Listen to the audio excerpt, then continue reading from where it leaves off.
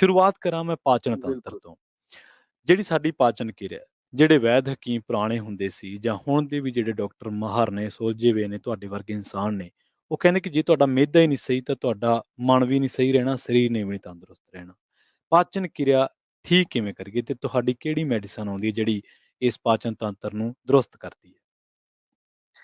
ਦੇਖੋ, ਪਾਚਨ ਤੰਤਰ ਨੂੰ ਦਰੁਸਤ ਕਰਨ ਵਾਸਤੇ ਸਭ ਤੋਂ ਵਧੀਆ ਜਿਹੜੀ ਮੈਡੀਸਿਨ ਆ, ਉਹ ਤਾਂ ਰੱਬ ਨੇ ਪਹਿਲਾਂ ਹੀ ਆਪਾਂ ਨੂੰ ਦੇ ਰੱਖੀ ਆ। ਜੀ, ਆਪਣੀ ਬਾਡੀ 'ਚ ਵੀ 70% ਉਹਦੀ ਮਾਤਰਾ ਹੈਗੀ ਆ, ਜੀ। ਉਹ ਹੈ ਪਾਣੀ। ਹੂੰ, ਪਾਣੀ ਜਿਹੜਾ ਹੈਗਾ, ਪਹਿਲਾਂ ਤਾਂ ਅਸੀਂ ਪਾਣੀ ਕਿਵੇਂ ਪੀਣਾ, ਸਭ ਤੋਂ ਵੱਡੀ ਚੀਜ਼ ਤਾਂ ਇਹ ਸਾਡੇ ਲਈ ਮਸਲਾ ਬਣੀ ਹੋਈ ਆ। ਹਾਂਜੀ, ਮਸਲਾ ਕਿਵੇਂ ਬਣ ਗਿਆ ਕਿ ਅਸੀਂ ਰੋਟੀ ਤਾਂ ਖਾਂਦੇ ਹਾਂ ਬਿਲਕੁਲ ਗਰਮ-ਗਰਮ, ਜੀ। ਹੈ ਨਾ? ਤੇ ਨਾਲ ਹੀ ਅਸੀਂ ਉਹਦੇ ਉੱਪਰ ਕੋਲਡ ਡਰਿੰਕ ਪੀਣ ਲੱਗ ਗਏ ਹੂੰ, ਜਾਂ ਅਸੀਂ ਉਹਦੇ ਨਾਲ ਠੰਡਾ ਪਾਣੀ ਪੀਣ ਲੱਗ ਗਏ। ਹਾਂਜੀ, ਉਹ ਕੀ ਹੋਇਆ ਕਿ ਜਦੋਂ ਅਸੀਂ ਰੋਟੀ ਖਾਣ ਲੱਗੇ ਆ ਤਾਂ ਸਾਡੇ ਪੇਟ 'ਚ ਇੱਕ ਅਗਨੀ ਜਲਦੀ ਆ, ਜੀ। ਜਿਹੜੀ ਖਾਣੇ ਨੂੰ ਪਚਾਉਂਦੀ ਆ, ਜਿਹਨੂੰ ਹੂੰ, ਅਸੀਂ ਐਂਜ਼ਾਈਮਸ ਬੋਲਦੇ ਆ। ਹਾਂਜੀ। ਤਾਂ ਉਹ ਜਦੋਂ ਅਗਨੀ ਜਲਣਾ ਸ਼ੁਰੂ ਹੁੰਦੀ ਆ, ਖਾਣੇ ਨੂੰ ਪਚਾਉਣ ਲੱਗਦੀ ਆ, ਹੂੰ, ਜਦ ਨੂੰ ਅਸੀਂ ਚੱਕ ਕੇ ਠੰਡੇ ਪਾਣੀ ਦਾ ਗਲਾਸ ਪੀ ਕੇ ਕਹਿੰਦੇ ਵੀ ਹੁਣ ਠੰਡ ਜੀ ਪੈ ਗਈ। ਉਹ ਹੂੰ, ਠੰਡ ਨਹੀਂ ਪੈਗੀ, ਉਹ ਕੀ ਹੋਇਆ ਕਿ ਜਦੋਂ ਜਿਵੇਂ ਮੰਨ ਲਓ ਆਪਾਂ ਖੀਰ ਬਣ ਰਹੀ ਆ ਜੀ, ਹਾਂਡੀ ਦੇ ਵਿੱਚ, ਜੀ। ਅਸੀਂ ਉਹਦੇ 'ਚ ਠੰਡਾ ਪਾਣੀ ਪਾ ਦਈਏ ਤਾਂ ਉਹ 'ਚ ਧੂੰਆਂ ਜਿਹਾ ਹੀ ਨਿਕਲੂਗਾ ਫਿਰ, ਹੈ ਹੂੰ, ਨਾ? ਤਾਂ ਇਸੇ ਤਰ੍ਹਾਂ ਉਹ ਚੀਜ਼ ਫਿਰ ਉਹਨੂੰ ਅਸੀਂ ਕਹਿੰਦੇ ਆ ਵੀ ਪੇਟ 'ਚ ਗੈਸ ਬਣ ਗਈ, ਹਾਂਜੀ। ਐਸਿਡਿਟੀ, ਖੱਟੇ ਢਕਾਰ ਬਾਹਰ ਆਉਂਦੀ ਆ ਰੋਟੀ ਖਾਧੀ ਹੋਈ। ਉਹ ਹੂੰ, ਕਿਉਂ ਹੋ ਗਿਆ ਕਿ ਉਹ ਪਚਣ ਨਹੀਂ ਦਿੱਤੀ ਅਸੀਂ, ਉਹਦਾ ਜੀ, ਪਾਚਨ ਹੋਇਆ ਹੀ ਨਹੀਂ। ਜੀ। ਉਹ ਫਿਰ ਅੰਦਰ ਜਿਹੜਾ ਹੈਗਾ ਉਹ ਮਲ ਬਣ ਗਿਆ, ਨਾੜਾਂ 'ਚ ਜੰਮ ਗਿਆ, ਨਾੜਾਂ 'ਚ ਜੰਮਿਆ, ਉਹਦੇ ਨਾਲ ਕੀ ਹੋਇਆ ਕਿ ਪੇਟ ਸਾਫ਼ ਨਹੀਂ ਹੋ ਰਿਹਾ। ਫਿਰ ਅਸੀਂ ਕਦੇ ਕੋਈ ਚੂਰਨ, ਕਦੇ ਕੋਈ ਮੁਰੱਬਾ, ਕਦੇ ਕੋਈ ਹੂੰ, ਚੀਜ਼, ਕਿਸੇ ਨੇ ਦੱਸਤਾ ਵੀ ਇਹ 'ਚ ਅਜਵਾਇਣ ਖਾ ਲਾ, ਉਹ ਅਜਵਾਇਣ ਖਾ ਲਈ, ਕਿਸੇ ਨੇ ਕਹਿਤਾ ਸੁੰਢ ਦਾ ਪਾਊਡਰ ਖਾ ਲਾ, ਉਹ ਖਾ ਲਿਆ, ਕਿਸੇ ਨੇ ਕਹਿਤਾ ਤ੍ਰਿਫਲਾ ਖਾ ਲਓ, ਆਮਲਾ ਖਾ ਲਓ। ਹਾਂਜੀ। ਮਤਲਬ ਫਿਰ ਉਹ ਬੰਦਾ ਫਸਿਆ ਹੋਇਆ, ਮਤਲਬ ਹਿਰਨ ਦੀ ਤਰ੍ਹਾਂ ਨਾ, ਜਿਵੇਂ ਕਸਤੂਰੀ ਹਿਰਨ ਹੁੰਦਾ, ਉਵੇਂ ਹੂੰ, ਮਤਲਬ ਭਟਕਦਾ ਰਹਿੰਦਾ ਵੀ ਮੈਨੂੰ ਭਟਕਦਾ ਕੁਛ ਵੀ ਮਿਲ ਜੇ। ਰਹੇ। ਜੀ। ਪਰ ਉਹਨੂੰ ਐ ਨਹੀਂ ਪਤਾ ਵੀ ਹਿਰਨ ਦੀ ਕਸਤੂਰੀ ਵਾਂਗੂ ਤੁਹਾਡਾ ਇਲਾਜ ਤਾਂ ਤੁਹਾਡੇ ਹੀ ਪੇਟ 'ਚ ਪਿਆ, ਕਿ ਹੂੰ, ਤੁਸੀਂ ਖਾਣਾ ਖਾਣ ਤੋਂ ਘੱਟੋ ਘੱਟ ਅੱਧਾ ਪੌਣਾ ਘੰਟਾ ਬਾਅਦ ਕੋਈ ਪਾਣੀ ਨਾ ਪੀਓ। ਜੀ। ਉਹਦਾ ਸਭ ਤੋਂ ਵਧੀਆ ਮੰਤਰ ਹੈ ਵੀ ਤੁਸੀਂ ਪਾਣੀ ਜੇ ਪੀਣਾ ਵੀ ਹੈ ਤਾਂ ਕੋਸਾ ਕਰਕੇ ਪੀ ਲਓ, ਹੈ ਨਾ? ਹੂੰ, ਹੂੰ, ਤੇ ਹੂੰ, ਜਾਂ ਫਿਰ ਨਾ ਹੀ ਪੀਓ, ਹੂੰ, ਹੈ ਨਾ?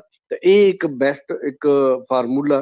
ਦੂਜੀ ਚੀਜ਼, ਇਹਨੂੰ ਪਾਚਨ ਤੰਤਰ ਨੂੰ ਠੀਕ ਕਰਨ ਵਾਸਤੇ ਸਭ ਤੋਂ ਵਧੀਆ, ਜੇ ਤੁਸੀਂ ਹੋਰ ਚੀਜ਼ ਜਾਣਨਾ ਚਾਹੁੰਦੇ ਹੋ ਮੇਰੇ ਕੋਲੋਂ, ਹਾਂਜੀ, ਤਾਂ ਇਹ ਹੈ ਕਿ ਜੇ ਤੁਹਾਡੀ ਬਾਡੀ ਦਾ ਮੰਨ ਲਓ ਵਜ਼ਨ ਹੈ, ਜੀ, ਵਜ਼ਨ ਜਿਹੜਾ ਮੰਨ ਲਓ ਤੁਹਾਡਾ 60 ਕਿਲੋ ਹੈ, ਇਹ ਹਾਂਜੀ, ਆਪਾਂ ਐਗਜ਼ਾਮਪਲ ਲੈ ਲੈਂਦੇ ਹਾਂ। ਜੀ, 80 ਕਿਲੋ ਵੀ ਹੋ ਸਕਦਾ ਹੈ, 90 ਕਿਲੋ ਵੀ ਹੋ ਸਕਦਾ ਹੈ, ਘੱਟ ਵੀ ਹਾਂਜੀ, ਹੋ ਸਕਦਾ ਹੈ। ਜੀ, ਜੀ, ਜੇ ਤੁਹਾਡਾ ਵਜ਼ਨ ਮੰਨ ਲਓ 60 ਕਿਲੋ ਆ, ਹੂੰ, ਤਾਂ ਤੁਸੀਂ 600 ਗ੍ਰਾਮ ਹੂੰ, ਗਾਜਰ, ਮੂਲੀ, ਸ਼ਲਗਮ, ਕੱਦੂ, ਘੀਆ, ਕੋਈ ਵੀ ਏਦਾਂ ਕੱਚੀਆਂ ਸਬਜ਼ੀਆਂ ਕੱਟ ਕੇ ਹੂੰ, ਹੂੰ, ਉਹ ਸਵੇਰੇ-ਸਵੇਰੇ ਬਰੱਸ਼ ਕਰਨ ਤੋਂ ਬਾਅਦ ਚੱਬ-ਚੱਬ ਕੇ ਖਾਓ, ਜੀ, ਜੀ, ਹੈ ਨਾ? ਉਹਨੂੰ ਜਿੰਨਾ ਚਬਾ-ਚਬਾ ਕੇ ਤੁਸੀਂ ਖਾਓਗੇ, ਉਹਦਾ ਜੂਸ ਨਹੀਂ ਕੱਢਣਾ, ਹੂੰ, ਚਬਾ ਕੇ ਖਾਣੀ ਆ, ਤਾਂ ਤੁਸੀਂ ਐਂ ਦੇਖੋਗੇ ਵੀ ਮਹੀਨੇ 20 ਦਿਨ ਦੇ ਵਿੱਚ ਜਿਹੜੀ ਤੁਹਾਡਾ ਪਾਚਨ ਤੰਤਰ ਆ, ਉਹ ਹੂੰ, ਬਿਲਕੁਲ ਠੀਕ ਹੋ ਗਿਆ। ਤੁਹਾਨੂੰ ਐਂ ਲੱਗੂਗਾ ਵੀ ਮੈਨੂੰ ਜਿਵੇਂ ਕੋਈ ਪੇਟ ਦੀ ਬਿਮਾਰੀ ਹੋਣੀ ਸੀ। ਇਹ ਜੀ, ਜੇ ਕੰਮ ਕਰ ਲਵੋ ਤਾਂ ਹੂੰ, ਉਹਦੇ 'ਚ ਮੂਲੀ ਹੋਣਾ ਜ਼ਰੂਰੀ ਹੈ। ਹੂੰ, ਬਾਕੀ ਜਿਹੜੀਆਂ ਚੀਜ਼ਾਂ ਤੁਸੀਂ ਪਾਉਣੀਆਂ ਨੇ, ਉਹ ਪਾ ਸਕਦੇ ਹੋ। ਇਹ ਪਾਚਨ ਕਿਰਿਆ ਨੂੰ ਠੀਕ ਕਰਨ ਵਾਸਤੇ ਸਭ ਤੋਂ ਵਧੀਆ ਟਰੀਟਮੈਂਟ ਨੇ।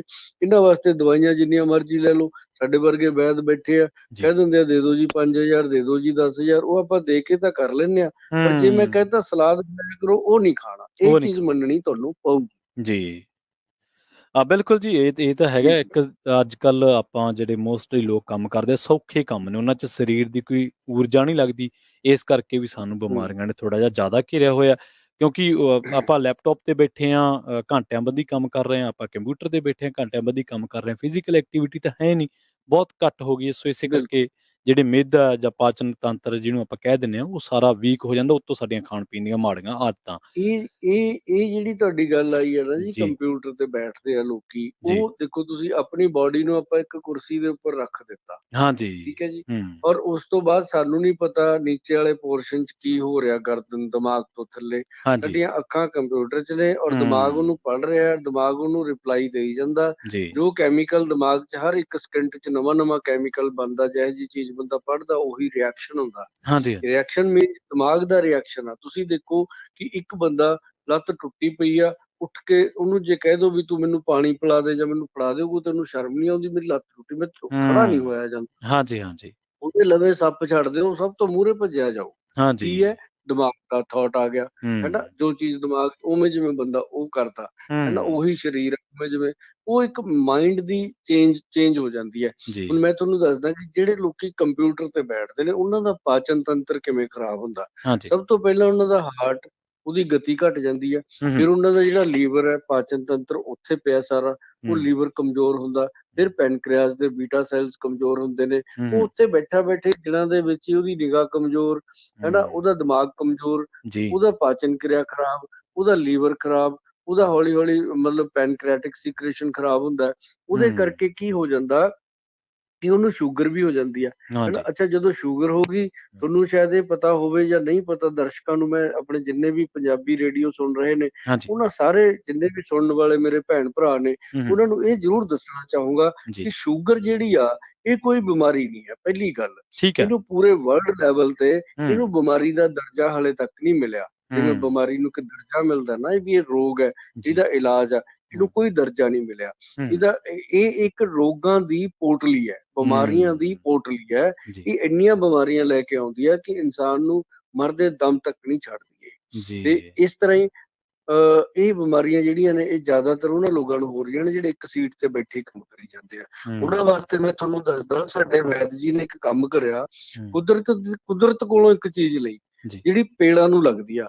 ਤੁਸੀਂ ਹਾਂਜੀ, ਦੇਖੋ ਵੀ ਆਪਣੇ ਦਰਖਤ ਨੇ, ਹਾਂਜੀ, ਉਹਨਾਂ ਨੂੰ ਆਪਾਂ ਪਹਿਲਾਂ ਬਚਪਨ 'ਚ ਆਪਾਂ ਵੀ ਆਪਣੇ ਪੰਜਾਬ 'ਚ ਚੰਗੀ ਤਰ੍ਹਾਂ ਸਾਰੇ ਰਹਿੰਦੇ ਰਹੇ ਹਾਂ, ਦੇਖਦੇ ਰਹੇ ਹਾਂ। ਹੂੰ, ਹੂੰ, ਹੁਣ ਉਹ ਵਾਲੇ ਪੇੜ, ਹੂੰ, ਉਹਨਾਂ ਨੂੰ ਗੂੰਦ ਲੱਗਦੀ ਸੀ, ਜੀ, ਜਿਵੇਂ ਕਿੱਕਰ ਨੂੰ ਗੂੰਦ ਲੱਗਦੀ ਸੀ, ਲੱਗਦੀ ਸੀ, ਬਿਲਕੁਲ, ਹੈਨਾ। ਜੀ, ਆਪਣੇ ਨਿੰਮ ਨੂੰ ਗੂੰਦ ਲੱਗਦੀ ਆ। ਹਾਂਜੀ, ਆਪਣੇ ਜਿਹੜਾ ਬੋਹੜ ਦਾ ਦਰਦ ਹੈ, ਪੇੜ ਆ, ਉਹਨਾਂ ਨੂੰ ਲੱਗਦੀ ਆ। ਹਾਂਜੀ, ਤੇ ਚਲਗੋਜ਼ਾ, ਹੂੰ, ਗੂੰਦ ਮੋਰਿੰਗਾ, ਹੂੰ, ਇਹ ਜਿਹੜੀ ਗੂੰਦ ਹੈ, ਹੂੰ, ਇਹ ਕੋਈ ਐਵੇਂ ਨਹੀਂ ਸੀ। ਇਹ ਰੱਬ ਨੇ ਚੀਜ਼ ਬਣਾਈ ਸੀ ਕਿ ਤੁਹਾਡੀ ਜਿਹੜਾ ਪੇੜ ਹੈ, ਉਹਦੇ ਤੁਸੀਂ ਪੱਤੇ ਖਾਓ, ਉਹਦੀ ਟਾਹਣੀ ਖਾਓ, ਉਹਦੀ ਦਾਤਨ ਕਰੋ, ਜੀ, ਉਹਦਾ ਜਿਹੜਾ ਅਸਰ ਹੋਣਾ ਟਾਈਮ ਨਾਲ ਹੋਣਾ। ਜੀ, ਉਹਨੇ ਵਿੱਚੋਂ ਐਕਸਟ੍ਰੈਕਟ ਦੇਤਾ ਕੱਢ ਕੇ ਕਿ ਇਹਨੂੰ ਆਯੁਰਵੇਦ ਦੇ ਵਿੱਚ ਮੰਨਿਆ ਗਿਆ ਕਿ ਇਹ ਪਿਓਰ ਸੱਤ ਹੈ ਪੇਟ ਦਾ। ਤਾਂ ਉਹ ਹੂੰ, ਜਿਹੜਾ ਹੈਗਾ, ਉਹ ਪੇਟ ਦੇ ਪਾਚਨ ਤੰਤਰ ਨੂੰ ਠੀਕ ਕਰਦਾ, ਜੀ, ਜਿਨ੍ਹਾਂ ਦੀ ਧੁੰਨੀ 'ਚ ਧਰਨ ਪਈ ਰਹਿੰਦੀ ਆ, ਉਹਨੂੰ ਠੀਕ ਕਰਦਾ। ਹੂੰ, ਤੇ ਉਹਨੂੰ ਅਸੀਂ ਕੀ ਕਰਿਆ, ਸਾਡੇ ਵੈਦ ਜੀ ਨੇ ਸੁੰਡ, ਕਾਲੀ ਮਿਰਚ, ਜੀ, ਮੱਗ ਪਿੱਪਲ ਜੀ, ਤੇ ਇੱਕ ਕਲੌਂਜੀ, ਇਹ ਜੀ, 4 ਪਾਊਡਰਾਂ ਦੇ ਵਿੱਚ ਉਹਨੂੰ ਮਿਕਸ ਕਰਕੇ ਪੰਜੇ ਗੂੰਦਾਂ ਨੂੰ ਪੰਚਮ ਗੂੰਦ ਕੈਪਸੂਲ ਬਣਾਇਆ। ਠੀਕ ਹੈ, ਉਹ ਜਿਹੜਾ ਪੰਚਮ ਗੂੰਦ ਕੈਪਸੂਲ ਹੈ, ਹਾਂਜੀ, ਉਹ ਅੱਜ ਵਾਕਈ ਆਪਣੇ ਲੋਕਾਂ ਵਾਸਤੇ ਰਾਮਬਾਣ ਸਿੱਧ ਹੋਇਆ। ਜਿਹੜੇ ਲੋਕਾਂ ਦਾ ਪਾਚਨ ਕਿਰਿਆ ਖਰਾਬ ਹੁੰਦੀ ਹੈ, ਔਰ ਜੀ, ਜਿਹੜੇ ਲੋਕ ਸਿਰਫ ਮੈਂਟਲ ਵਰਕ ਕਰਦੇ ਨੇ, ਹੂੰ, ਫਿਜ਼ੀਕਲ ਵਰਕ ਨਹੀਂ ਕਰਦੇ, ਹੂੰ, ਜਿਹੜੇ ਸਮਾਰਟ ਵਰਕ ਕਰਦੇ ਆ, ਫਿਜ਼ੀਕਲ ਵਰਕ ਨਹੀਂ ਕਰਦੇ, ਉਹ ਕੋਈ ਵੀ ਐਸਾ ਇਨਸਾਨ ਨਹੀਂ, ਮੈਂ ਤੁਹਾਨੂੰ ਦੱਸਾਂ, ਜਿਹੜਾ ਉੱਪਰਲੇ 30% 'ਚ ਆ ਜਾਂਦਾ, ਇੱਕ ਮਤਲਬ ਜਿਹਨੂੰ ਅਸੀਂ ਕਲਾਸ 1 ਕਹਿ ਦਿੰਦੇ ਆ। ਉਹ ਹਾਂਜੀ, ਸਾਰੇ ਉਹਨੂੰ ਯੂਜ਼ ਕਰਦੇ ਨੇ ਜਿਨ੍ਹਾਂ ਨੂੰ ਸਮਝ ਆ ਚੁੱਕੀ ਆ। ਤਾਂ ਮੈਂ ਹੂੰ, ਇਹ ਜ਼ਰੂਰ ਰਿਕਮੈਂਡ ਕਰੂੰਗਾ ਹੂੰ, ਕਿ ਅਗਰ ਕਿਸੇ ਨੂੰ ਵੀ ਪਾਚਨ ਕਿਰਿਆ ਦੀ ਪ੍ਰੋਬਲਮ ਆ, ਤਾਂ ਸਾਡਾ ਜਿਹੜਾ ਪੰਚਮ ਗੋਂਦ ਕੈਪਸੂਲ ਹੈ, ਇਹ ਜ਼ਰੂਰ ਤੁਹਾਨੂੰ ਇਸਤੇਮਾਲ ਕਰਨਾ ਚਾਹੀਦਾ। ਹੂੰ।